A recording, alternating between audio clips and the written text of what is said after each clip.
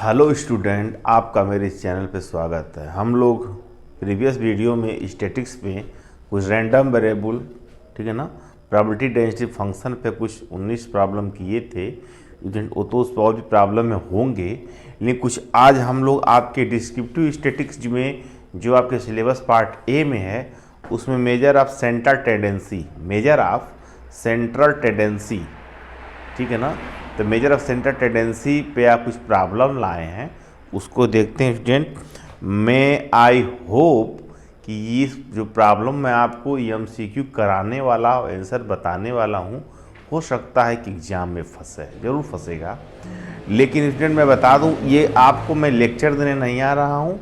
जो आपको आइडिया नहीं है कि एमसीक्यू प्रॉब्लम कैसे बनते हैं और उसका आंसर क्या होगा, आंसर क्वेश्चन का ये वीडियो है, ठीक है। न कि मैं आपको कंसेप्ट देने आया हूँ, न कि पढ़ाने आया हूँ। आप लोग जानते हैं सेंट्रल टेंडेंसी में आपका अर्थमेटिक मीन होता है, हार्मोनिक मीन होता है, ज्योमेट्रिक मीन होता है, मीडियन होता है, ठीक है ना। ये सब चीज़ें होती हैं, ठीक है ना। तो आइए, आप लोग अर्थमेटिक मीन जानते ही हैं। अर्थमेटिक मीन सपोज कर लीजिए x1 x2, arithmetic mean am, x1 x2 xn, ये आपका अगर ऑब्जर्वेशन है तो अर्थमेटिक मीन होता है x1 plus x2 plus plus xn by n, ठीक है ना। ये अर्थमेटिक मीन होता है, ठीक है ना, क्लियर। इसको ऐसे भी लिख सकते हैं 1/n सिग्मा xi i2n, ठीक है ना। एक हार्मोनिक मीन होता है h, ये होता है 1/n डेल्टा xi2n 1/xi, ये हार्मोनिक मीन होता है, ठीक है ना। आप ये जानते हैं arithmetic mean, geometric mean, harmonic mean में क्या रिलेशन होता है, A greater than G greater than H. ये बहुत इंपॉर्टेंट क्वेश्चन बन सकता है इससे। A greater than equal to G greater equal to H, ये इस तरह के हैं। तो मैं आप फिर बता दे रहा हूँ कि मैं आपको सारे कंसेप्ट पढ़ाने नहीं, ये सब जब तक एग्जाम ना हो जाए तब तक मैं आपको आंसर मल्टीपल चॉइस क्वेश्चन और उसका आंसर बताऊंगा। और आप उसको याद कर लेंगे ना, तब अगर 40 क्वेश्चन आपकी एमसीक्यू में बनता है तो कम से कम नियर अबाउट 85% तो ज़रूर फंस जाना चाहिए, ठीक है ना। आपकी सपोर्ट की ज़रूरत है स्टूडेंट। जो स्टूडेंट पहली बार देख रहे हैं मेरे इस चैनल को, आप मेरे एक लाइक करिएगा, सब्सक्राइब करिएगा और शेयर करिएगा। सब्सक्राइब जरूर करिएगा स्टूडेंट, ठीक ना, इससे मेरी हिम्मत बढ़ेगी, ठीक है ना। तो हम एक एक क्वेश्चन लिखते हैं और एक एक क्वेश्चन आंसर बता देते हैं, आप तैयार कर लीजिएगा स्टूडेंट, ठीक है ना।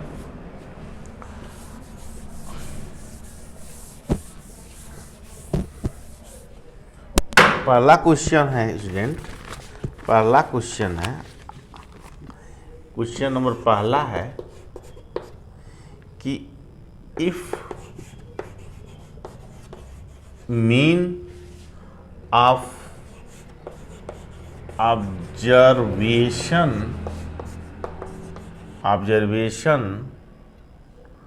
x1 x2 xn is x bar, then mean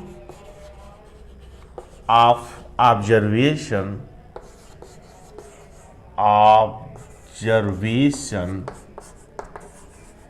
ठीक है, xi plus 2i where I is equal to 1.2.n is optional है, ये है x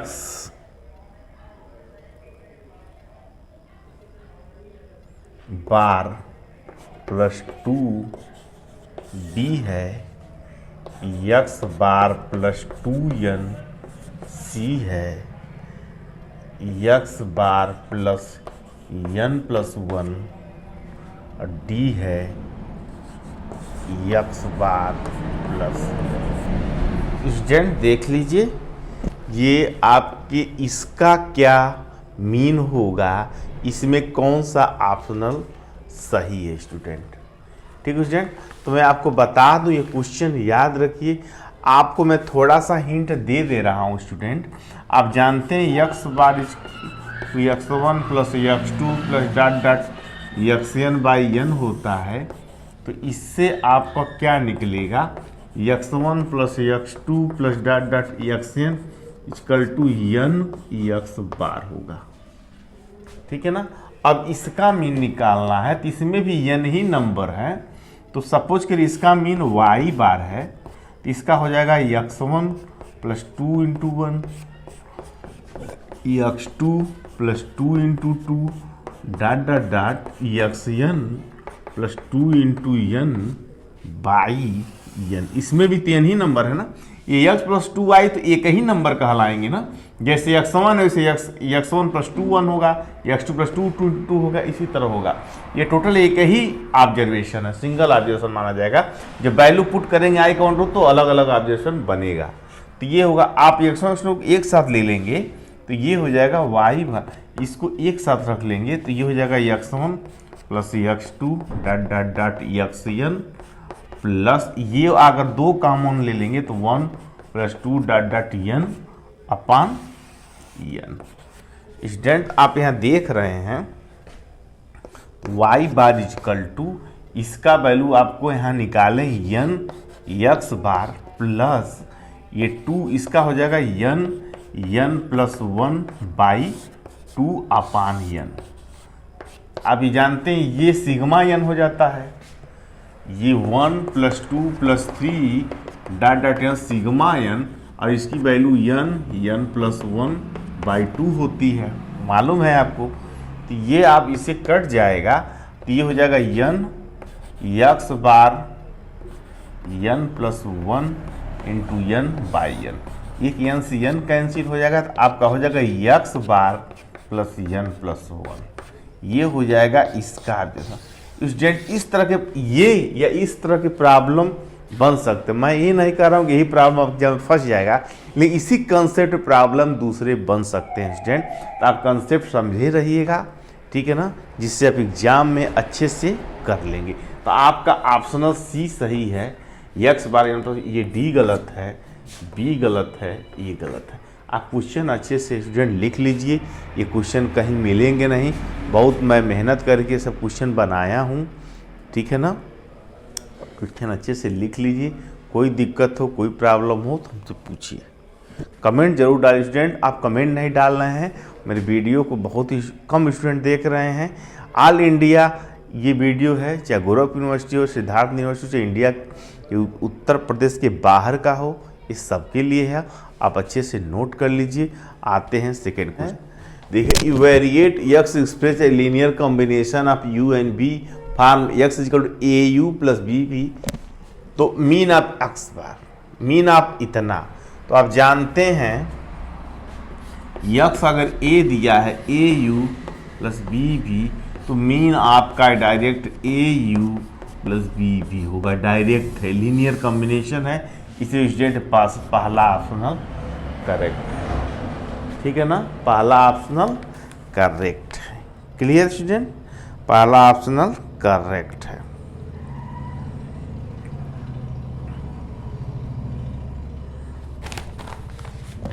स्टूडेंट थर्ड क्वेश्चन है, if X bar is a mean of the observation X one X two dot X n, the algebraic sum of the deviation about mean x is what? 0 x by n x none। Student ये एक property है arithmetic mean की, आप हमेशा याद रखिए कि x बार mean है इस ऑब्जर्वेशन का, तो sum algebraic sum of deviation about mean is 0। क्या? 0। ये प्रॉपर्टी है, ये हमेशा याद रखिए। ये स्टेटमेंट याद रखेंगे तो ऑप्शनल पकड़ लेंगे, बहुत ही इंपॉर्टेंट है, आपके एग्जाम में बिल्कुल आ सकता है। तो इसका 0 आंसर होता है, ये बी गलत है, सी गलत है, डी गलत है, आपका ए ऑप्शनल सही है। ठीक है स्टूडेंट, आइए नेक्स्ट क्वेश्चन पे। ये फोर्थ क्वेश्चन है, one of which measure of centre tendency. आप जानते हैं सेंटर टेंडेंसी 5 तरह की होती है, अर्थमेटिक मीन, जियोमेट्रिक मीन और harmonic mean, median and mod. यही 5 तरह का होता है स्टूडेंट। ये 5 तरह का होता है आपके सामने, ठीक है ना। इसमें आप देख लीजिए क्या है, arithmetic mean, median, mod, geometric mean और हार्मोनिक मीन। क्या इसमें है? आपको मॉड दिख रहा है, मीन डेविएशन नहीं है, स्टैंडर्ड डेविएशन नहीं है, कोएफिशिएंट ऑफ रिलेशन नहीं है, अर्थात बी गलत है, सी गलत है, डी गलत है, आपका ये ऑप्शन सही है। सेंट्रल टेंडेंसी 5 तरह की होती है, याद कर लीजिए, arithmetic mean, geometric mean, harmonic mean और मीडियन और मॉड, ये 5 प्रकार का होती है। आपसे पूछा जाए कि how many major of central tendency, तो आप कहेंगे 5। आप कितना कहेंगे? 5। ये भी क्वेश्चन आपका बन सकता है कि how many type of major of central tendency, तो आप कहेंगे 5। कितना? 5। आइए नेक्स्ट क्वेश्चन।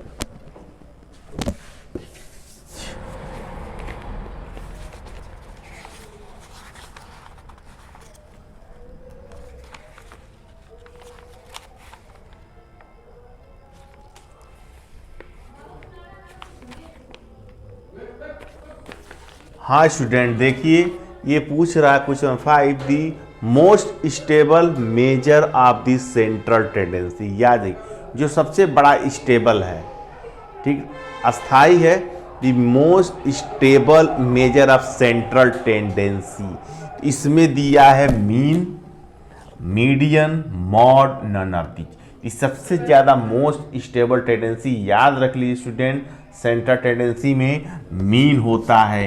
क्या होता है? मीन होता है, ठीक है ना। ये आपका मीडियन गलत है, मॉड गलत है, नन ऑफ दीज नहीं। सबसे ज़्यादा आपका मोस्ट स्टेबल टेंडेंसी कौन सा टेंडेंसी? मीन होता है। हमेशा अपने कान में बैठा लीजिए, बहुत इंपॉर्टेंट क्वेश्चन बन सकता है, ठीक है ना। आइए नेक्स्ट क्वेश्चन पे। क्वेश्चन नंबर 6 है, ये statistical major which can not be determined graphically. ऐसा कोई स्टैटिकल मेजर है, ठीक है ना, जो सेंट्रल टेंडेंसी की बात हो रहा है, can not be determined graphically. आप जानते हैं स्टूडेंट, इसमें मीडियन को भी ग्राफिकली हमने बताया है, मॉड का भी बताया, मीन का भी बताया। ये जो ये हार्मोनिक मीन होता है ना, इसका जो है ग्राफिकली हम कभी भी प्रयोग नहीं किए हैं, तो इसका आंसर हार्मोनिक मीन होगा। ए गलत, बी गलत, डी गलत। हमेशा याद रखिए, statistical major which can not be graphically. ये आपसे ऐसे पूछा जाए, ऐसा सेंट्रल टेंडेंसी बताइए जिसे ग्राफिकली यूज नहीं किया जा सकता, तो आप हमेशा हार्मोनिक मीन बताएंगे, ठीक है ना। मीन नहीं होगा, मीडियन नहीं होगा, मॉड नहीं होगा, हमेशा क्या होगा? हार्मोनिक मीन होगा, जिसे ग्राफिकली यूज नहीं कर सकते, ठीक है ना। इसका क्वेश्चन का आंसर हार्मोनिक मीन है, आप लिख लीजिए। नेक्स्ट क्वेश्चन 7th है, the measure of which taken into account all data of item. जिस हर डाटा में इसका मेजरमेंट होता है, उपयोग होता है, वो हमेशा याद रखिए मीन होता है। मीडियम का भी उतना नहीं होता, मॉड का भी उतना नहीं होता, हार्मोनिक मीन का नहीं होता। ये जो मीन होता है सर्वा यूज है, ये हर जगह यूज किया जाता है मैक्सिमम, तो इसका आंसर मीन होगा। और जो ग्राफिकली यूज नहीं किया जा सकता उसका हार्मोनिक मीन होगा, ठीक है ना। ये नोट कर लीजिए स्टूडेंट, ठीक है ना। आइए हम नेक्स्ट क्वेश्चन पे आते हैं, क्वेश्चन नंबर 8 पे।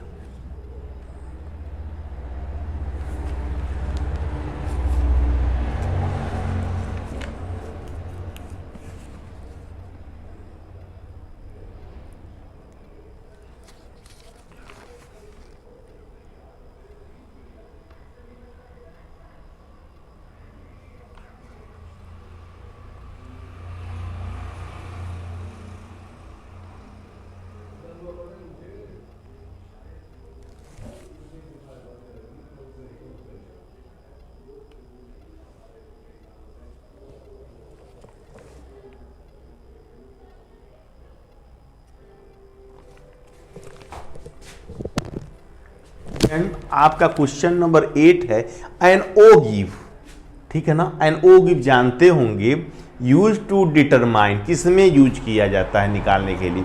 तो मीन है कि मीडियन है कि मॉड है कि एचएम है? तो इसमें सबसे ज़्यादा यूज किया जाता है मीडियन में।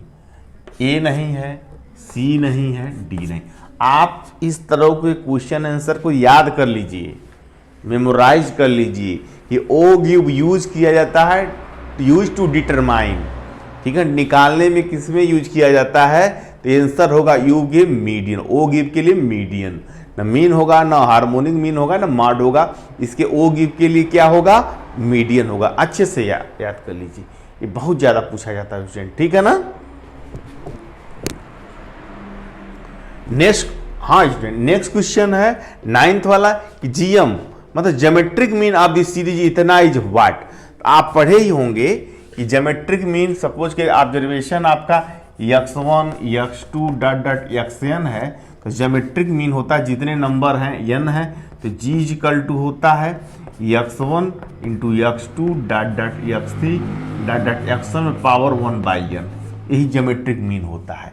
इसी फार्मूले पे रख के हम निकाल देंगे।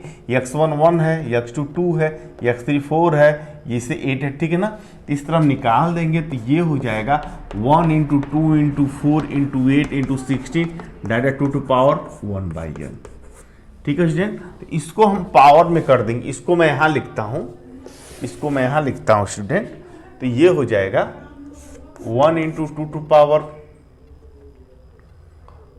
1 into 2 to power 2, 2 to power 3, 2 to power n, ठीक है ना।